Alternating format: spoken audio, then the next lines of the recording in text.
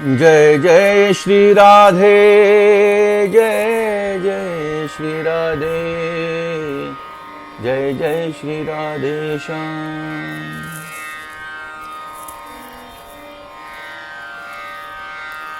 भाव विभोर हुआ परीक्षिती, बड़े प्रसन्न चित्त से वह कथा का पान शुकदेव जैसे महान विभूति के मुख से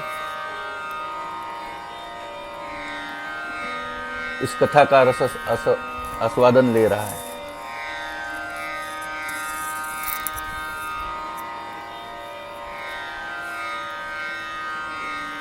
परीक्षिती को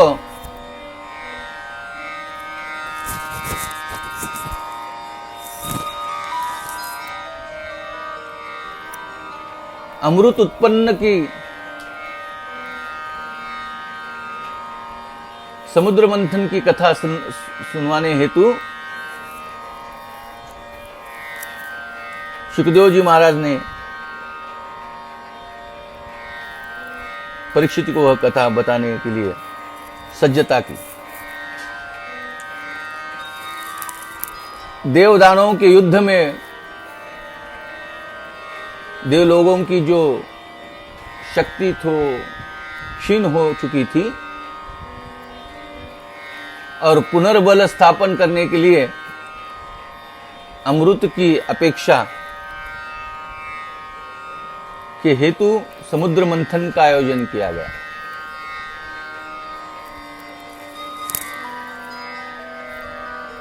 देव सद्धर्म के पक्षकार होते हुए भी उन्हें ये विपन्नावस्था क्यों हुई, यह परीक्षित का प्रश्न जब शुकदेव जी को पूछने लगा,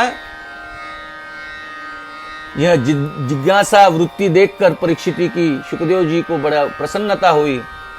वे बताने लगे, परीक्षिती, ऋषि दुर्वासा एक दिन इंद्र के समक्ष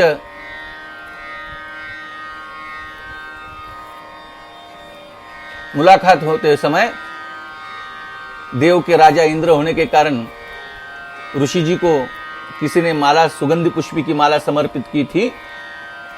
वही पुष्पमाला इंद्र को समर्पण भाव, राजा के प्रति समर्पण भाव बोल के ऋषि जी ने इंद्र को दे दी। दोनों की बातचीत हो गई। ऋषि अपने अपने मार्ग की ओर और इंद्र अपने मार्ग की ओर जाने लगा। इंद्र मन ही मन में सोचने लगा, मैं देवों का राजा देवेंद्र, मेरे लिए साधारण पुष्प की तुच्छ भेंट देना, यह प्रसादी का स्वरूप किस स्वरूप में है, ये करने की जो इंद्र की भूल थी, वह भूल उसके देवलोक के कमजोरी का कारण बन गई। ऋषि ने दी हुई वह माला हाथी के गंडस्थल पर रख दी गई। हाथी ने सूंड से उसे उठाकर अपने पैरों के तले रोनना शुरू किया उस माल को। ऋषि ने देखा, कहने लगे कि मैंने बड़े श्रद्धापूर्वक अंतःकरण से प्रसादी इंद्र आपको दी थी, लेकिन उसका अवमान तूने किया है। जिस तरह मेरे प्रसादी को तूने हाथी के तले दे दिया है, उसी तेरे देव लोगों का राज्य इसी तरह रसातल में चला जाएगा। यह शाप के कारण सब देवगणों में सामर्थ्य का अभाव आने लगा। आखिरकार भगवंत की मार्गदर्शन पर सब भगवंत को, देवताओं को कहने आदेश दिया कि आपकी बलशाली होने का एक कारण हो सकता है, बलशाली होने के लिए एक उपाय सज्ज है। अगर आप सब मिलकर अमृत दोहन करें, समुद्र दोहन करें और अमृत की अभिलाषा में। लेकिन सब देवों ने कहा कि हे भगवान, ये देवों में तो कुछ सामर्थ्य बचा नहीं है, तो ये सामर्थ्य वाले लोगों का कार्य है समुद्र मंथन करना। और किसी भी कार्य की अगर आप शुरुआत करना चाहते हो, आपका शारीरिक बल कितना है यह तो देखा ही जाता है, लेकिन हमारे समर्थ कहते हैं कार्य आहे तळमळीचे जो जो करील तयांचे, परंतु तेथे भगवंताचे अधिष्ठान पाहिजे। कार्य आहे तळमळीचे जो जो करील तयांचे, परंतु तेथे भगवंताचे अधिष्ठान पाहिजे। भगवंताचा अधिष्ठान, बेसमेंट भगवान का होना चाहिए, ईश्वरी अधिष्ठान होना चाहिए।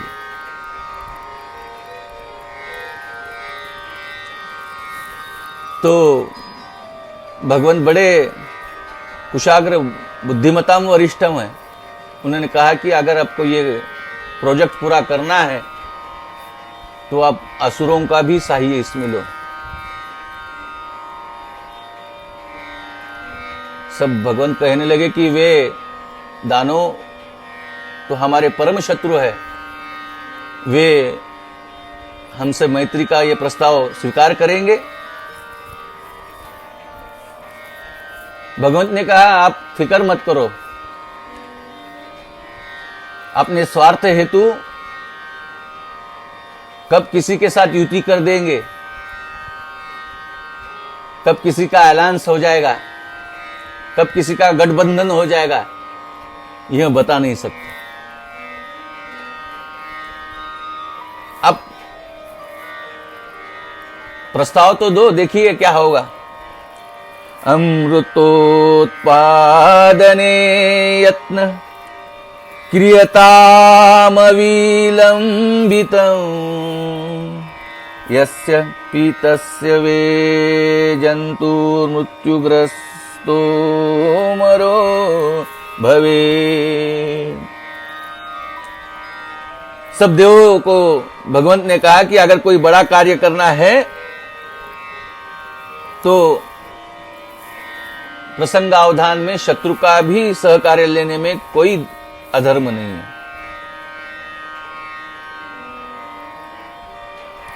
तो मंथन की विधि के अनुसार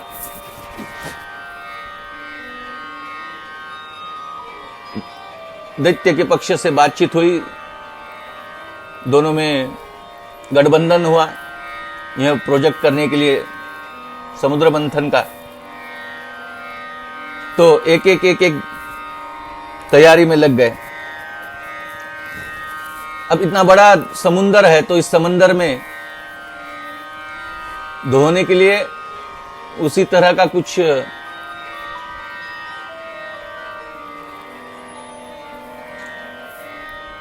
रवि लगेगी ना। तो इति देवान् समादिश्य भगवान पुरुषोत्तमः, तेषामन्दधे राजन् स्वच्छन्दगतिरीश्वरा।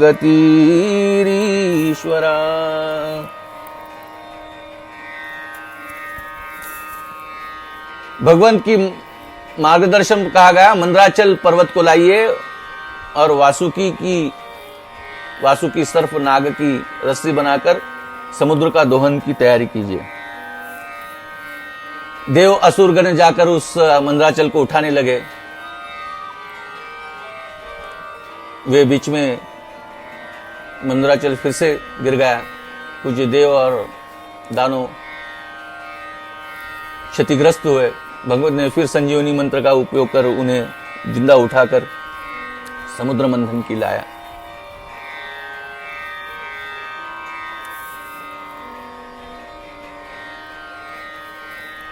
मंथन करने हेतु जब प्रत्यक्ष में शुरुआत हुई तो तत्रेच दैत्यपतयो महापुरुष चेष्टितं, न गृह्योमो वयं पृच्छने रंगमंगलम्।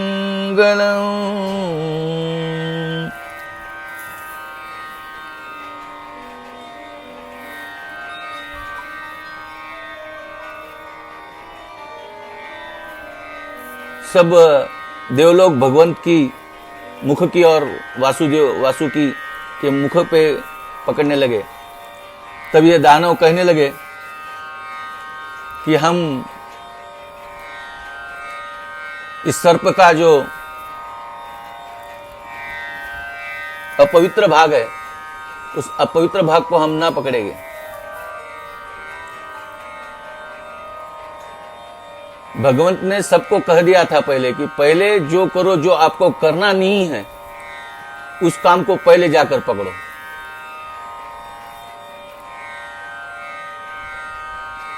ये दैत्य स्वभाव के लोग हैं।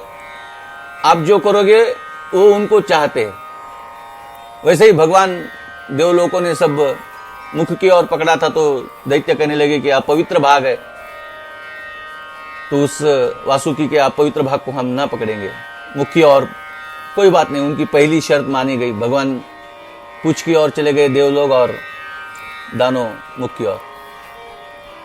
अभी वहां पर मंथन शुरू होने सिद्धता हो गई। इधर से दाहिने ओर से दानव, दाएं बाएं ओर से दोनों देव और दानवों के बीच मंदराचल पर्वत उस समुद्र में वासुकी की पूरी रस्सी बनाकर उसे दोहने लगे। कृष्ण कृष्ण जय कृष्ण, कृष्ण जय कृष्ण, कृष्ण जय कृष्ण, कृष्ण जय कृष्ण, कृष्ण जय कृष्ण। बड़ी लंबी और बड़ी प्यारी कथा है, लेकिन संक्षिप्त स्वरूप में इसका आप YouTube के माध्यम से श्रवण कर रहे हैं तो कुछ मर्यादा ही आती है। एक एक रत्नों की उत्पत्ति होती गई। हलाहल विष की प्रागट्यकरण हो गया। सुख के सब साथी, दुख में ना कोई। अमृत की इच्छा से सबने दोहन किया था, लेकिन प्राप्ति विष की हुई है। संसार में इसी तरह से चलता है। आनंद प्राप्ति के लिए कुछ कार्य आदमी करता है, लेकिन उससे दुख ही प्रकट होता है। उसे ही संसार कहते हैं, उसे ही आसार संसार कहा गया है।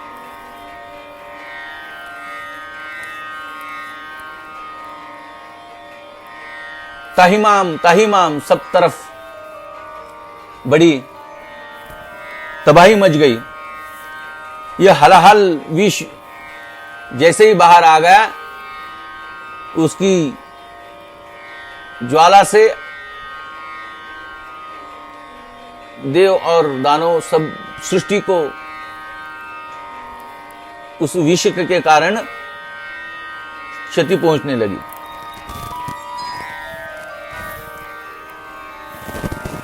तो अब क्या करें?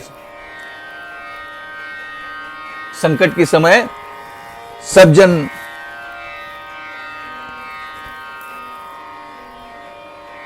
उस शक्ति को शरण गए। देव देव महादेव,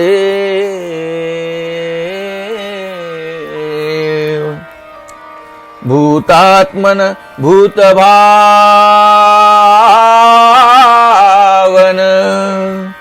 त्राहीन शरणां पन्ना त्रैलोक्य दहानद विषाद।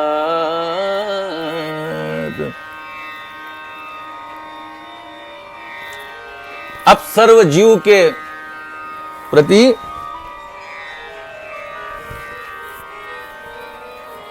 स्नेह से सब जीव की आप भोलेपन से रक्षा करते हो भगवान, और इस विष को केवल आप ही, इस विष की ज्वाला से, इस विष से आप ही हमें बचा सकते हो।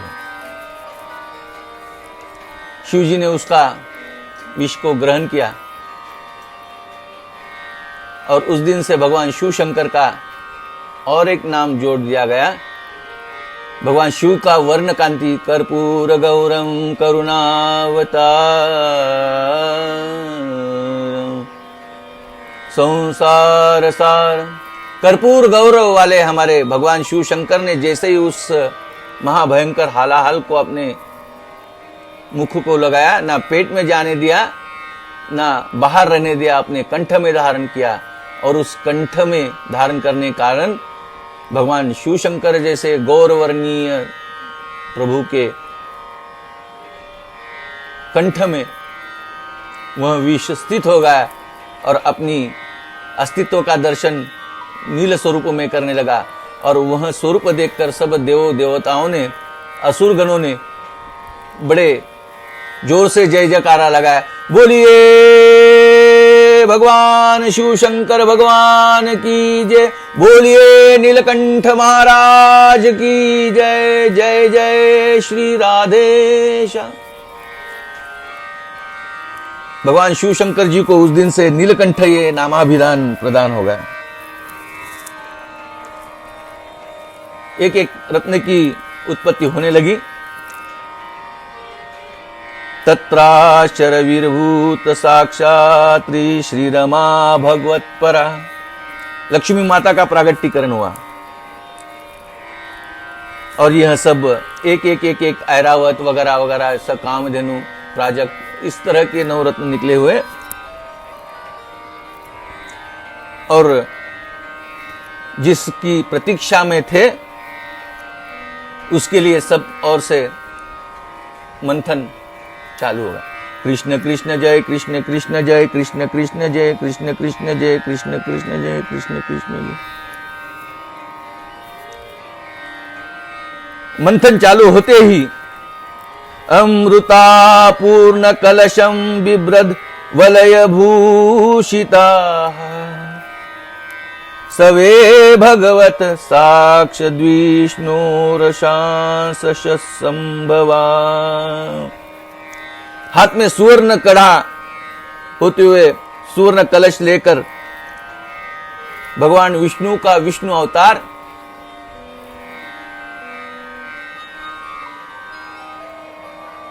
धन्वंतरी महाराज का एक अवतार, बोलिए धन्वंतरी महाराज की जय। इस समुद्र मंथन में भगवंत के 3 अवतार हुए। सर्वप्रथम जब मंदार पानी में पर्वत डूबने लगा तो भगवान विष्णु कश्यप रूप में, कछुओं के रूप में आकर उस पर्वत के नीचे स्थित हुए। यह अमृत कलश लेते हुए धन्वंतरी जी का एक अवतार।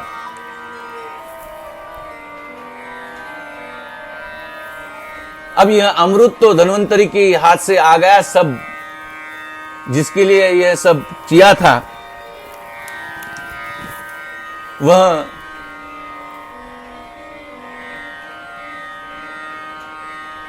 अपना हेतु पूर्ति के आनंद में वह अमृत का कलश यह दानवों के पक्ष में एक धारणा हुई कि यह सब लेकर ही अकेले हम ही पीकर बलशाली बने। जैसे ही उस अमृत कलश का भगवान धन्वंतरी जी से पृथ्वी तल आगमन हुआ, दैत्य और दानों और देवता में खींचातानी शुरू हो गई। अब इस तरह से होने के बाद भगवंत को बड़ी चिंता हुई, अगर ऐसी ये लड़ते रहे तो इस अमृत की उपलब्धि देवताओं को होगी नहीं। तो भगवंत ने बड़े अभिनव ऐसे रूप में उस स्थली में अपना और एक अवतार लिया।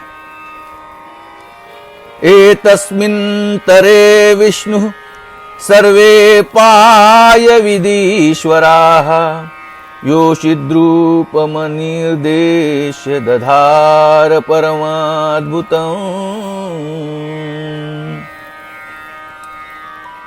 भगवान श्री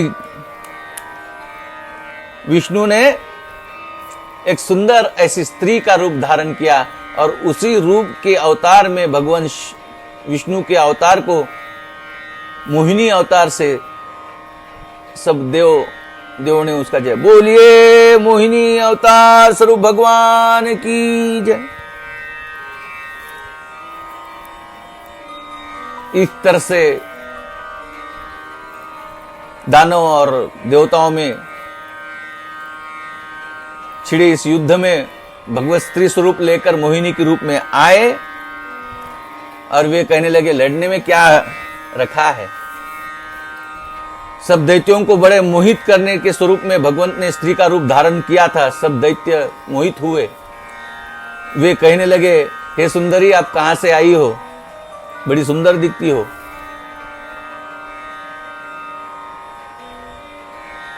वे कहने लगे कि आपका यह झगड़ा देखकर मैं आई हूं, अगर आपको मेरे पर विश्वास हो तो मैं आपकी कुछ मांडवली कर सकती हूं, आप में कुछ मध्यस्थी कर सकती हूं।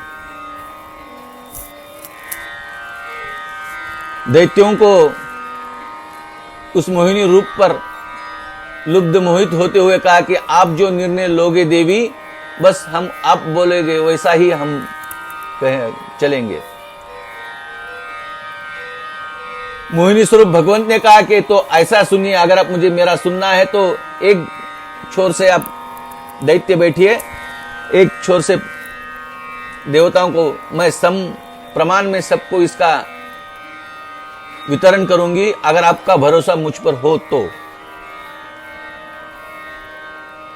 सब दैत्यों को मोहित हुए उस भगवान का स्त्री रूप देखकर बड़ी मोहित हुए थे। अब इस स्त्री स्वरूप भगवान के, मोहिनी स्वरूप भगवान का हर एक शब्द की कीमत उनके दिल में बस रही थी।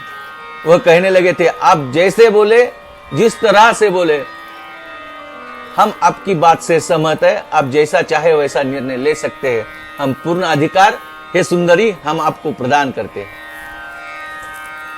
तो उन्होंने कहा ठीक है, तो मैं बताती हूं, मेरे पे भरोसा है। दैत्य लोग कहने लगे हाँ देवी पूरा भरोसा है। तो आपको एक कथा मालूम, आपको एक बात बताती हूं, ये देव लोग कुछ अच्छे हैं क्या? अब दानव देव लोगों को अच्छा कहेंगे क्या? भगवंत ने पूछा, ये मोहिनी जी ने पूछा कि ये देव अच्छे हैं क्या? उन्होंने कहा निश्चित वो अच्छे नहीं है, हमारे शत्रु है। तो बात ध्यान में रखो, दुर्जनम प्रथम वंदे सज्जनम तदनंतरम, ये आपको पता है क्या? सब दानव कहने लगे हाँ हाँ ये पता है, बोले अन्युक्ति हमें पता है। तो ऐसा ये दुर्जन है ना, हाँ तो इनको पहले कटा देंगे पिलाकर, फिर बाद में तुम और मैं आपके सबके बीच में बैठूंगी, फिर आप मिलकर पिएंगे, अमृत का पान करेंगे। सब दानवों ने बड़े खुशी से हाथ ऊपर कहा ठीक है, आप जैसे कहे देवी उस तरह से वितरण कीजिए, हमें पूरा आप पे भरोसा है। देव लोगों की पंक्ति को मोहिनी देवता, मोहिनी अवतार स्वरूप भगवंत अमृत पान करने लगे थे। ये दैत्यों में दो बड़े एक होशियार बड़ा था। वो क्या करने लगा कि बोले ये सब ये सुंदरी के सौंदर्य में मोहित हुए हैं और इस मोह के चक्कर में अगर अमृत अगर ना मिले तो क्या बोल सकते हैं। उन्होंने दानव रूप छोड़ दिया और देवता का रूप धारण कर चंद्र और सूर्य के बीच में आकर बैठ गए।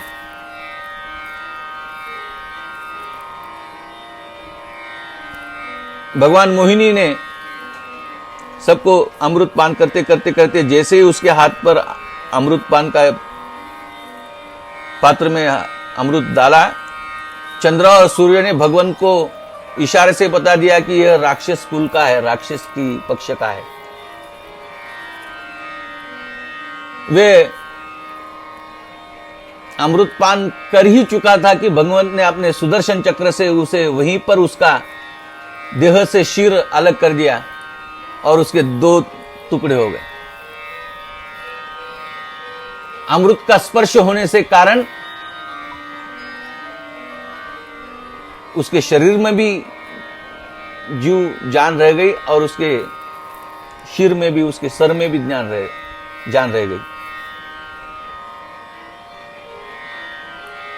यह अमृत की महिमा है।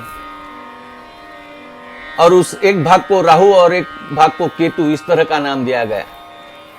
और ऐसी कहा जाता है कि ये जो ग्रहण लगता है राहु केतु के कारण, वे उस दिन का बदला लेते हैं कि वो अमृत की बांटने जाने वाली पंक्ति में इन्होंने हमें भगवान को बताया कि यह राक्षस पक्ष का है। और भगवंत ने इस तरह से सब देवताओं को अमृतपान कराया, लेकिन देवासुर को इस बात की, भगवंत की मोहिनी स्वरूप यह माया का पता चला और दानों और देवताओं में फिर से युद्ध छिड़ने लगा। यह अद्भुत ऐसी प्रकृति की स्वरूप से ग्रहण करने वाली, मिलने वाली की कथा बड़ी अद्भुत है। और किसी विशिष्ट कार्यों को दोहन करे बगैर, मंथन किए बगैर सार प्राप्त होता नहीं है। इसका प्रत्यंत देने वाली यह कथा परीक्षित को शुकदेव जी महाराज सुनाते हैं। और यह पावन कथा बड़े श्रद्धा भाव से शुकदेव जी की मुख से निकली हुई इस कथा को परीक्षित सुनता है और बड़े कृष्ण से कथा के और एक कदम कृष्ण कथा की ओर बढ़ते हुए, यह कथा सुनते हुए बड़ी प्रसन्नतापूर्ण मुख से शुकदेव जी और परीक्षित का यह संवाद चल रहा है। और बड़े आनंद से शुकदेव जी कहते हैं कि परीक्षित थोड़ा भजन किए जाए, यानी फिर एक एक कथा आप सुनिए। कृष्ण कृष्ण जय, कृष्ण कृष्ण जय, कृष्ण कृष्ण जय, कृष्ण कृष्ण जय, कृष्ण कृष्ण जय, कृष्ण कृष्ण जय, कृष्ण कृष्ण जय, कृष्ण कृष्ण जय, कृष्ण कृष्ण जय, कृष्ण कृष्ण जय, कृष्ण कृष्ण जय, कृष्ण कृष्ण। गोपाल कृष्ण भगवान की जय। जय जय श्री राधे, जय जय श्री राधे श्याम।